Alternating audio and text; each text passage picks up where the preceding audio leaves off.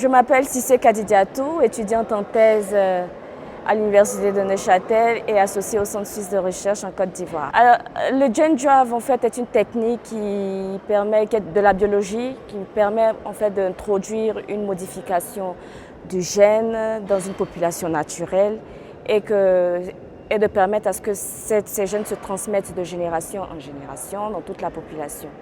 Alors cette technique est très importante dans la lutte antivectorielle, principalement le cas de la malaria. On sait que la malaria est vraiment un grand challenge dans le domaine de la santé publique en Afrique. Et c'est une technique qui est une technique très radicale qui permettra de réduire drastiquement la population de vecteurs. Et jusqu'à présent, elle n'est pas encore vraiment implémentée en Afrique. C'est encore en cours de réflexion, en cours d'études préliminaires. Alors, lors du cours du Gene Drive, on a vraiment appris les bases de cette technique et c'est une technique possible.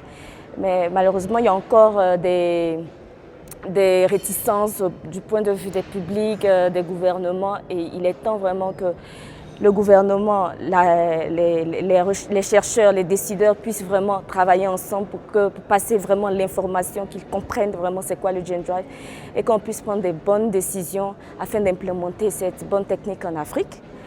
Et pour que cette technique soit vraiment bien implémentée, il y a des travaux préliminaires encore à faire.